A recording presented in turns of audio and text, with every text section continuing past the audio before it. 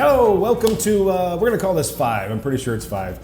We just had Brian Lowry on the last time. Brian's playing with us again tomorrow. Make sure you come by and check him out, 4 to 7 in the afternoon. Also around Deadwood. I think he's up at the Grand after that. A couple other places, and happy to have him come and play. And I did not know this when we booked him. I knew him by reputation. I knew his agency, and nothing but originals, which was pretty fun and refreshing. And he had the crowd very interested, which is called a segue, leading me to the young lady to my left over here. Ruthie Craft is back with us. She was on the podcast when we had her out here before, and she actually came back a second time during the holiday season to share her talent. So welcome back, Ruthie. How are you? I'm good. Thanks for having me back. Absolutely. And as we saw from your set last night, you had a large group that was requesting your originals over and over again. How'd that make you feel?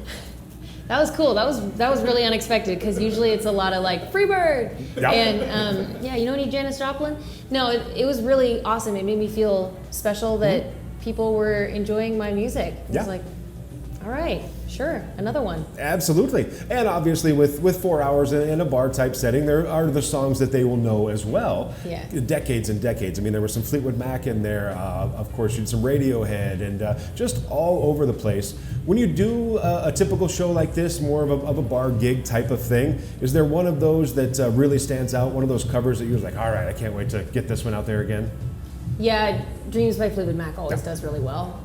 My favorite cover to perform is Love Song by The Cure. Mm-hmm. So we kind of have our own spin on that one. Sure. It gets a little rowdy at the end. It does indeed. I knew it going into it because I am of that age. Some of the others are watching in the rally world or would be way too young or way too old. Yeah. So that was a really, really fun surprise. And on 19, you sang that one. And you don't talk a lot. There's a lot of performing, but you do explain how you came to write these songs and what they're about. Do you feel that brings you a little bit of a connection, especially with first-timers? Obviously, most of the people in right now aren't from around the Black Hills and probably haven't seen you in your other appearances.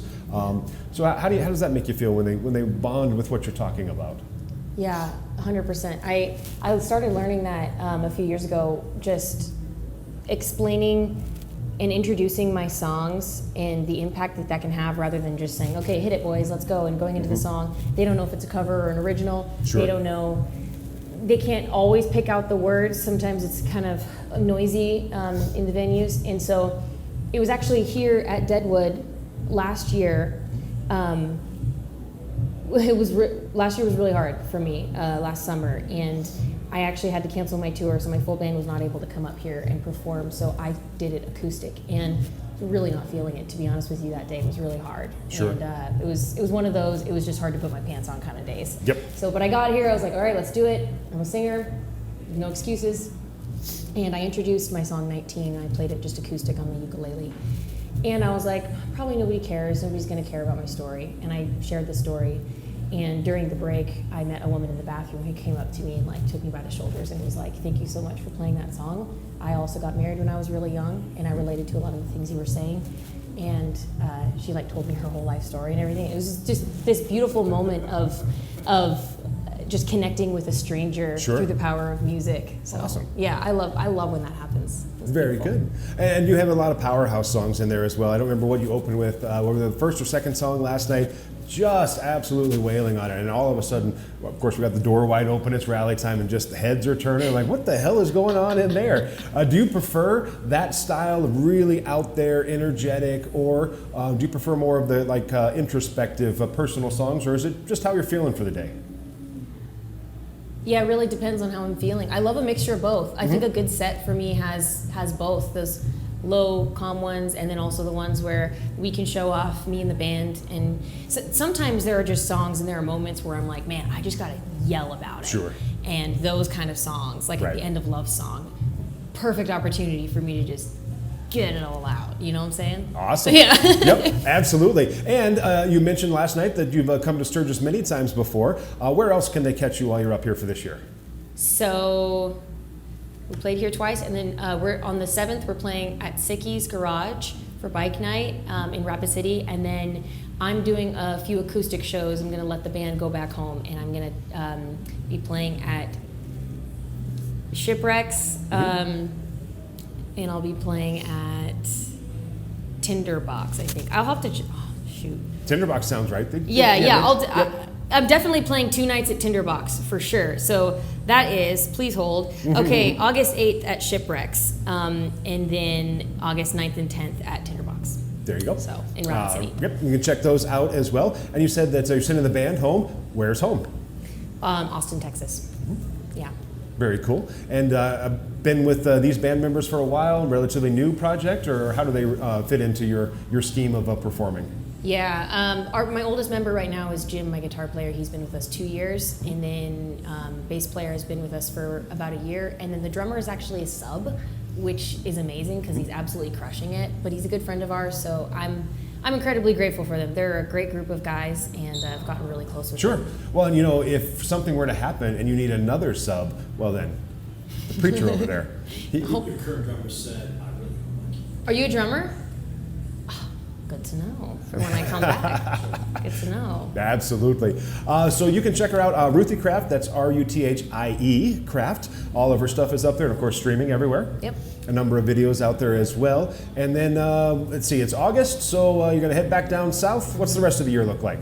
So after this, I'm gonna go to Burning Man. I got invited to sing out there, so that'll be a pretty unique experience for me. I would say. Yep. So I'll let you know how that goes.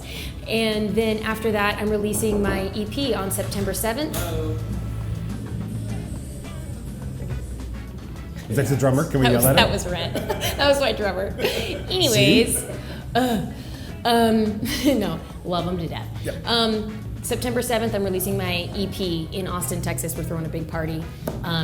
So big show, very, very excited about that. And then a bunch more songs in the works after that. Very cool. So, and then hopefully more touring.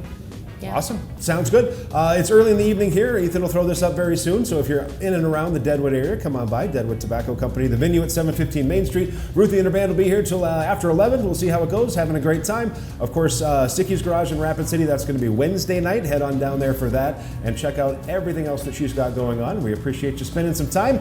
And we'll do a couple of more of these tomorrow. And to be honest, it's late and I have no idea who's playing. Oh, no, it's Waylon. Oh, Waylon's playing. Waylon's one of our regulars. Waylon Mendoza and the Hermanos. Great blues band. We'll see if we get Waylon on here. He's how would we describe Waylon? If Cheech and Chong had a third person. Yes. Yeah. Cheech and Chong and Yeah, Waylon. there we go. That's what we'll do. Waylon will be here the next 2 nights as well. Full schedule, deadwoodtobacco.com, at Deadwood Tobacco on all the socials. Make sure you jump in there, like, subscribe, comment. That's how the preacher and I make all of our money. Thanks again for watching. Ruthie Craft, everybody. We'll see you again soon. Hold on. How you doing? Hi, how's it going? I'm just in here to interrupt for just 1 second and say thank you very much for being here with us. Oh my And gosh. here's an extra $100 for last night. Oh my God, seriously? Yeah. Thank you so Thank you much. very much. We really appreciate that. You're very You guys are awesome, dude. Thanks. Great. Thank you so much, guys. You bet. Thank you.